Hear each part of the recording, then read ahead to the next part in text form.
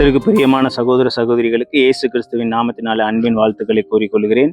இன்றைய தினத்திலும் கூட நாம் தியானிக்க இருக்கிற வசனம் சங்கீதம் 119:77. நான் பிழைத்திருக்கும்படிக்கு உமது இரக்கங்கள் எனக்கு கிடைப்பதாக, உம்முடைய வேதம் என் மன மகிழ்ச்சி. நான் பிழைத்திருக்கும்படிக்கு, நம்ம அநேக நேரங்கள்ல அநேகர் சொல்லுவாங்க, இவன் ஒரு பிழைக்க தெரியாத மனுஷன், இவன் எதுக்கு உதவாதவன், இவன் என்னதான் வேலை செஞ்சாலும் இவன் பிழைக்க மாட்டான் அப்படின்னு அநேகர் உங்களை சொல்லியிருக்கலாம். என்னுடைய வாழ்க்கையில அநேகர் என் காது பட சொல்ல கேள்விப்பட்டிருக்கேன். நீங்க பிழைக்க தெரியாதவள் என்று அநேகருக்கு முன்பாக உங்களை அவமானப்படுத்தி இருந்தாலும் கூட ஆண்டவர் உங்களுக்கு சொல்லுகிறார். என்ன சொல்லுகிறார் என்றால், அவருடைய இரக்கங்கள், நீங்க பிழைத்திருக்கும்படிக்கு அவருடைய இரக்கங்கள் உங்களுக்கு கிடைக்குமா? எப்பொழுது? அவருடைய வேதம் உங்களுக்கு மன மகிழ்ச்சியா இருக்கும் பொழுது. அவருடைய வேதத்துல நீங்க மன மகிழ்ச்சியா இருக்கும்பொழுது, ஒவ்வொரு நாளும் அனுதினம் அவருடைய வேதத்தை படித்து அதை நீங்கள் நன்கு உணர்ந்து கொள்ளும் பொழுது, அது உங்க வாழ்க்கையில ஒரு மன மகிழ்ச்சியா இருக்கும் பொழுது ஆண்டவருடைய கண்கள்ல உங்களுக்கு கிருபை கிடைக்கிறது என்று பார்க்கிறோம். கிருபை கிடைக்கிறது மாத்திரம் இல்ல, ஆண்டவர் உங்களுக்கு இறங்கி அநேக காரியங்களை செய்வார் என்று பார்க்கிறோம். உங்களுக்கு ஆண்டவருடைய வேத மன மகிழ்ச்சியா இருக்குதா? உங்க வாழ்க்கையில நீங்க ஆண்டவரை தினமும் தேடுகிறவர்களாய், அனுதினமும் வசனத்தை உறுதியாய் பற்றி கொள்கிறவர்களா இருக்கிறோமோ என்பதை நம்ம பார்க்க கடமைப்பட்டிருக்கிறோம்.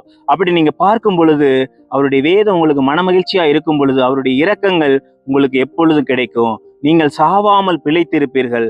நீங்க பிழைக்க தெரியாதவன் யாரும் உங்களை சொல்ல முடியாது. அந்த அளவுக்கு ஆண்டவர் உங்களை ஆசீர்வதித்து உயர்த்துவார் என்று பார்க்கிறோம்.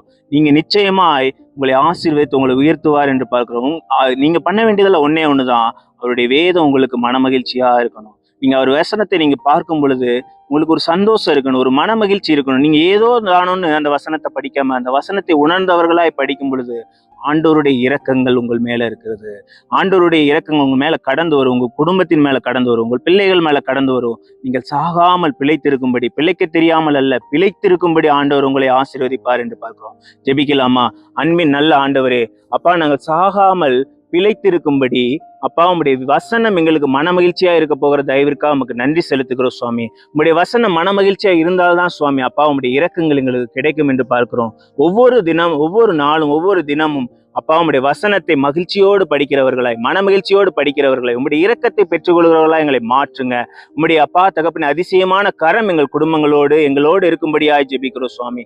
நாங்கள் வாழ்ந்து செழித்து இருக்கும்படி, பிழைக்க தெரியாதவர்களாய் அல்ல சுவாமி, பிழைத்திருக்கிறவர்களா எங்களை மாற்றும்படி ஜெபிக்கிறோம். உம்முடைய வசனத்தின்படி வாழ்கிறவர்களா எங்களை மாற்றும்படி ஜெபிக்கிறோம் ராஜா. அப்பா, உம்முடைய வசனத்தின்படி எங்களை காத்து நடத்த போகிற அன்பிற்காக உமக்கு நன்றி செலுத்துகிறோம். இயேசுவின் நாமத்தில் ஜெபிக்கிறோம் நல்ல பிதாவே, ஆமேன்.